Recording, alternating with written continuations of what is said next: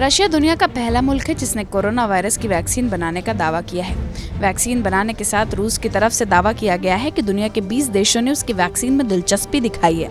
हालांकि रूस की वैक्सीन को लेकर कई सवाल भी खड़े किए जा रहे हैं। रूस से इतर बात करें तो इस वक्त ब्रिटेन और अमेरिका के एक वैक्सीन प्रोजेक्ट्स ऐसे हैं जिन पर दुनिया भर की निगाहें टिकी हुई हैं। लेकिन ये सवाल भी उठ रहे हैं कि अगर वैक्सीन तलाश भी ली गई तो दुनिया भर के 700 करोड़ लोगों तक इसे पहुंचाना कितना कठिन काम होगा।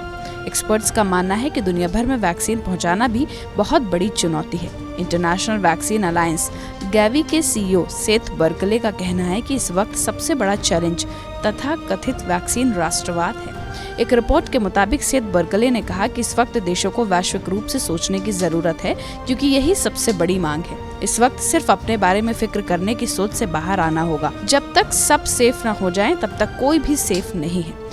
ब्रिटेन के वेलकम ट्रस्ट के हेड डॉक्टर चार्ली वेलर का कहना है कि देशों के सामने यह भी चुनौती होगी कि किसे सबसे पहले वैक्सीन का डोज दिया जाए। इसके लिए हाई रिस्क ग्रुप को सबसे ज्यादा ध्यान में रखा जा सकता है। रूस में वैक्सीन बनाने के साथ ही कहा गया है कि सबसे पहले चिकित्सा कर्मियों और बुजुर्गों को इसका डोज दिया जा सकता है। दुनिया में बड़ी संख्या में लोगों तक वैक्सीन पहुँचाने के लिए बड़े स्तर पर वैक्सीन का प्रोडक्शन भी एक बड़ी चुनौती होगी। पुणे के सीरम इंस्टीट्यूट ऑफ इंडिया ने पहले ही ऑक्सफोर्ड के प्रोजेक्ट के साथ कोलैबोरेशन कर रखा है। अगर ऑक्सफोर्ड की वैक्सीन कामयाब हो जाती है तो भारत में इसकी उपलब्धता में कोई दिक्कत नहीं आने वाली है। इस कंपनी ने एस्ट्राजेनेका नाम की उस कंपनी के साथ टाई अप कर रखा है जो ऑक्सफोर्ड यूनिवर्सिटी के साथ मिलकर वैक्सीन तैयार कर रही है। ऑक्सफोर्ड का प्रोजेक्ट सफल होने के साथ serum institute of India vaccine 100 crore dose तैयार करेगी।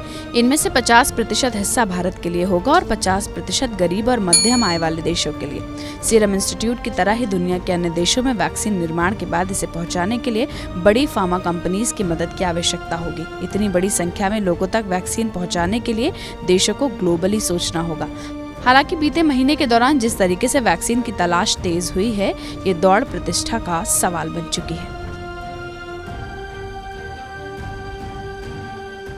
अड़ी सोमवार से शुक्रवार शाम 6 बजे सिर्फ TV9 भारतवर्ष पर।